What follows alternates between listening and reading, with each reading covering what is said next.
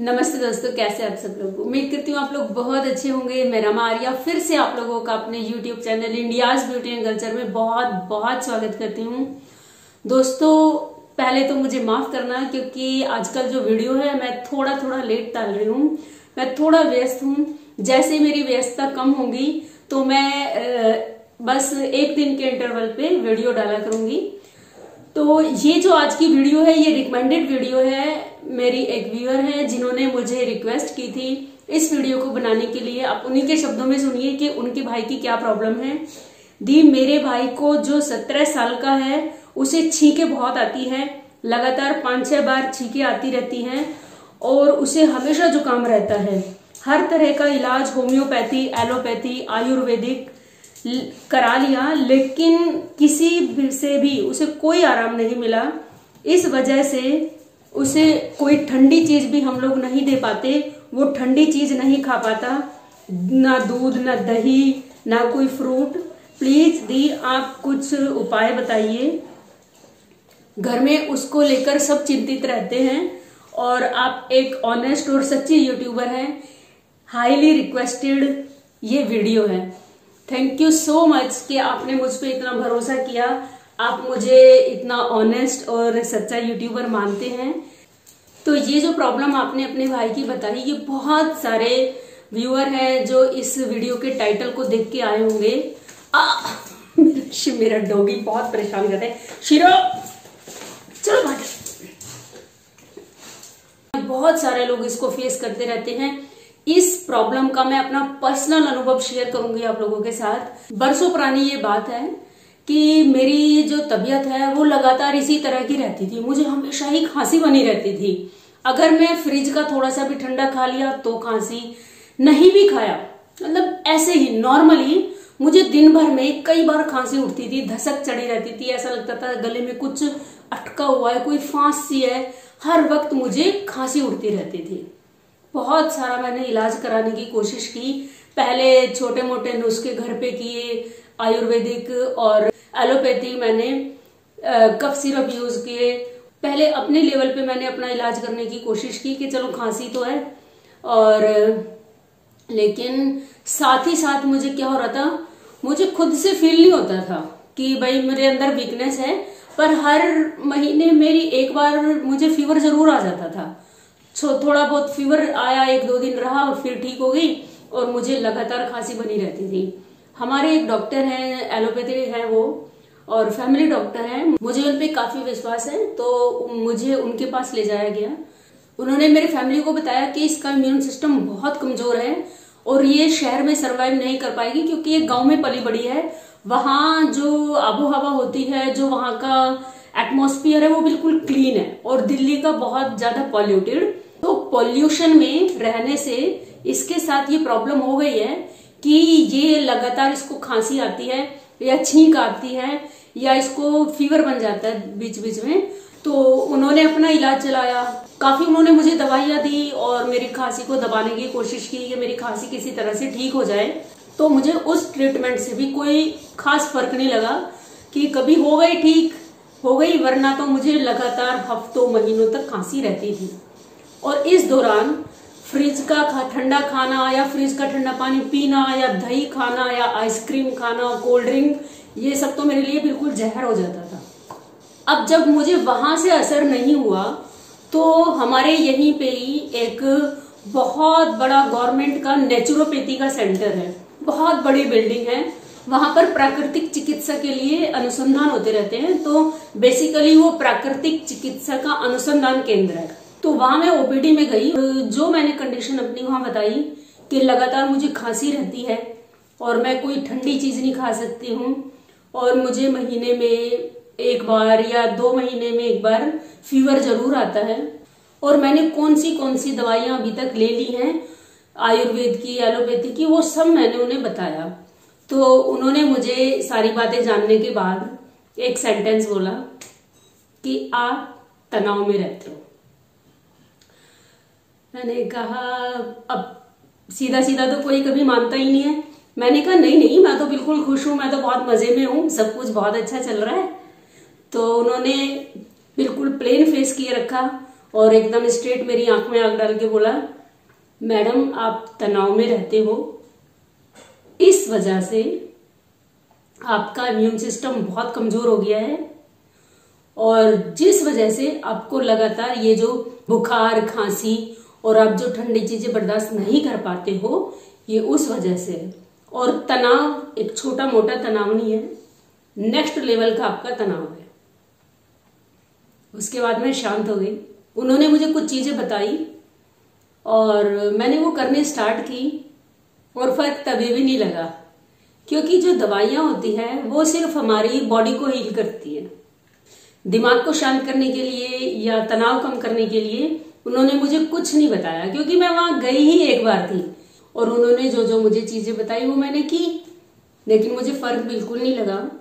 और कुछ टाइम बाद मेरी हालत बहुत गंभीर हो गई, खांसी लगातार बनी रही और मुझे फीवर हर रोज शाम को आने लगा।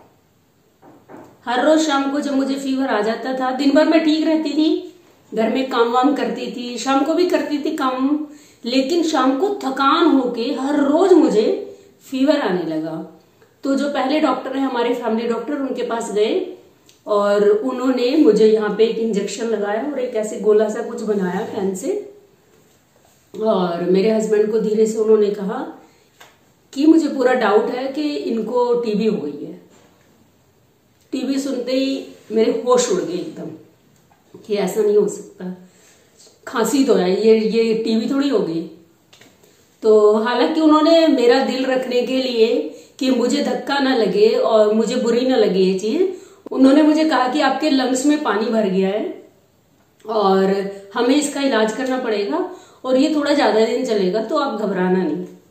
मेरा 9 महीने इलाज चला, 9 महीने मैंने दवाइयां खाई। उसके बाद मेरी टीबी ठीक हो गई, क्योंकि दवाइयों की हैवी डोज थी और मेरे ख्याल से मुझे ताकत की दवाइयां भी खिलाई जाती थी, तो मैं थोड़ा ठीक हो गई। मतलब मैं ओके हो गई और इतनी मेरी बुरी कंडीशन नहीं रही जितनी पहले थी।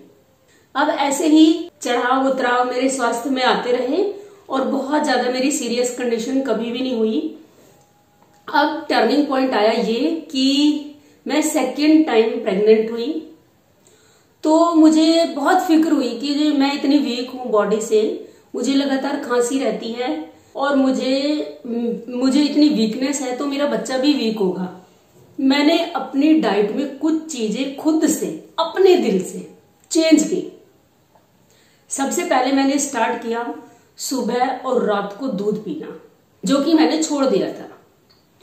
सुबह में क्या करती थी, दूध लेती थी, हल्दी उबालती थी उसके अंदर, फिर उसको छान के मैं गिलास में रख लेती थी और उस ग्लास के अंदर, क्योंकि सर्दियां थी तब, 10 पंखुड़ियां केसर की डालती थी।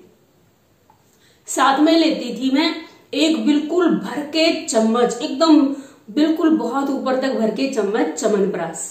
पहले मैं च्यवनप्राश खाती थी, उसके बाद मैं गरम गरम दूध पीती थी जिसमें मैं हल्दी उबालती थी, और हल्दी उबालने के बाद अलग से जब उसे छान लेती थी तो उसके अंदर मैं केसर डाल के रख देती थी। ये मैंने सुबह स्टार्ट किया, नाश्ता होता था ये मेरा। और रात को सोने से पहले मैंने फिर यही क्रम किया, 1 चम्मच च्यवनप्राश पूरा भर के, और फिर रात को सोते समय हल्दी वाला दूध उबालना और उसको छानने के बाद उसमें केसर डाल के छोड़ देना। रात के समय में सिर्फ 5 पंखुड़ियां डालती थी और सुबह में 10 डालती थी। और ये सर्दियों में तो मैंने केसर पिया, लेकिन जब गर्मियां आ गई थी तो मैं सिर्फ हल्दी उबालती थी अपने दूध में। केसर मैंने सिर्फ दिसंबर, जनवरी और फरवरी में खाया, 3 महीने। इसके अलावा 9 के 9 मंथ मैंने सुबह च्यवनप्राश, रात को सोने से पहले च्यवनप्राश, सुबह भी च्यवनप्राश खाने के बाद हल्दी वाला दूध, रात को भी च्यवनप्राश खाने के बाद हल्दी वाला दूध।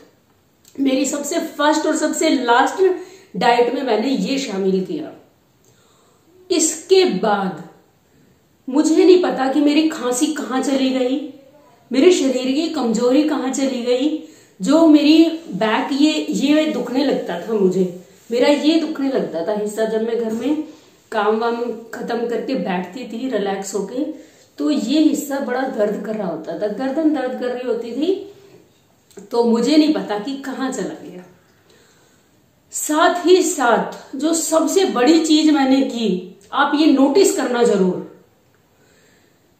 मैं अपने बच्चे की स्पिरिचुअल हेल्थ के लिए मैंने ग्रंथ पढ़ने शुरू किए। रामायण पढ़ी मैंने, गीता पढ़ी। कुछ गुरुजन लोग हैं जिनकी पुस्तक मुझे बहुत प्रिय है, एक आनंद स्वामी करके हैं आर्य समाज में, तो उनकी पुस्तकें थी जो मैंने कभी बचपन में पढ़ी हुई थी, वो मैंने फिर से दोबारा से पढ़ी। तो क्योंकि काम करने के बाद जब मैं फ्री होती थी और मैं किताबें पढ़ती थी, उससे क्या हुआ, की थी तो मैंने ये सब अपने बच्चे के लिए कि जो बच्चा मेरे गर्भ में है उसको अच्छे संस्कार मिले। लेकिन इसका सबसे बड़ा फायदा क्या हुआ कि जो मेरी जिंदगी का तनाव था, मतलब मेरे दिमाग का जो तनाव था, वो तनाव कम हुआ। क्योंकि जब हम सदग्रंथ पढ़ते हैं और पढ़ते हैं, कुछ भी हम पढ़ना शुरू करते हैं और वो पॉजिटिव चीजों से भरा होता है, तो हमारे विचार अच्छे बनते हैं और हमारे दिमाग से आलतू फालतू का कूड़ा करकट खत्म हो जाता है, सब कुछ तितर बितर हो जाता है। बस हम कॉन्सेंट्रेटेड होते हैं, हम पॉजिटिव होते हैं। तो जब मैं लगातार वो किताबें पढ़ रही थी, मैं बहुत पॉजिटिव रहने लगी थी और जो फालतू का क्लटर था वो सब निकल चुका था। तो मेरा जो दिमाग था, दिमाग शांत था, मेरा तनाव जा चुका था। और क्योंकि नेचुरोपैथी वालों ने मुझे कहा था कि आप तनाव में हो, तनाव चला गया, तो मेरी बॉडी पे उसका असर दिखने लगा। ऊपर से मैंने डाइट में भी इतनी हेल्दी चीज शामिल की कि उसने मेरी बॉडी को भी हील किया। तो आपने जो ये कहा कि आयुर्वेदिक, होम्योपैथिक, एलोपैथिक दवाइयां करके थक चुके हैं, तो मेरी सलाह ये रहेगी, बड़ी बहन होने के नाते, दीदी होने के नाते, जैसे आप मुझे दीदी बोलते हो, कि सिर्फ आप शरीर का इलाज ना करें। कुछ जो चीजें होती हैं, कुछ जो परेशानियां होती हैं, वो पहले हमारे मन पे आती है, हमारे दिमाग पे आती है। हमारे मन पे आई, हमारे दिमाग पे आई, बहुत टाइम तक वो आती रही। आसपास के लोगों को कई बार खबर भी नहीं होती है, जैसे कि आपका भाई, आपको शायद खबर भी ना हो कि बच्चे के दिमाग में क्या चल रहा है, क्योंकि आजकल बच्चों के दिमाग में भी बिल्कुल अलग तरह की चीजें चल रही होती है। कई बार वो शेयर कर देते हैं, कई बार वो शेयर नहीं करते। तो सिर्फ शरीर का इलाज ना होके मन का भी इलाज हो, अच्छे लोगों में उठना बैठना हो, पॉजिटिव लोगों के साथ पॉजिटिव चीजें सुने, पॉजिटिव चीजें ही पढ़े। और मैं तो कहूंगी पढ़े, क्योंकि देखने में और पढ़ के खुद चिंतन और मनन करने में बहुत फर्क होता है। आप अगर कोई वीडियो देख रहे हैं, कोई इंसान अपने थॉट बता रहा है, तो आप उसके पर्सपेक्टिव से दुनिया देखेंगे, उसके पर्सपेक्टिव से चीजें देखेंगे। लेकिन जब आप कोई चीज पढ़ते हैं, उसको पढ़ने के बाद जो चिंतन होगा वो आपका होगा, उससे आपकी पर्सनैलिटी डेवलप होगी। तो उम्मीद करती हूं कि जो चीजें मैंने की हैं वो आपको समझ आ गई होगी कि मैं आपको क्या समझाना चाह रही हूं। इनडायरेक्टली मैंने आपको बता दिया। और इसी विषय पे मैंने एक और वीडियो बनाई हुई है जिसमें है नजले जुकाम का इलाज। मैं आपको आई बटन में उसका लिंक दे रही हूं, वो जरूर देखें, जिसमें कि नाभि में और नाक में तेल लगाने की भी बात है। और अगर अभी रिसेंट में हमें कोई नजला या जुकाम हुआ है तो उसके लिए बहुत ही मीठा मीठा सा एक काढ़ा है, उसे पीना है। तो प्लीज वो वीडियो भी जरूर देखें। और इस वीडियो में जो मैंने आपको उपाय बताए हैं कि अपना दिमाग डाइवर्ट करना है, हमें कैसे करना है वो मैंने बता दिया। दूसरा, हमें हेल्दी चीज अपने डाइट में शामिल करनी है। और हल्दी वाले दूध से बढ़ के कोई भी चीज ऐसी नहीं है, क्योंकि हल्दी एंटीबायोटिक है और एंटीसेप्टिक है। जो हमारे अंदर ये जुकाम नजला होता है, ये हमारे बायोकेमिस्ट्री में प्रॉब्लम होती है कुछ, उस वजह से होता है। तो जो बैक्टीरिया होते हैं नजले जुकाम के, वो इससे मरते हैं।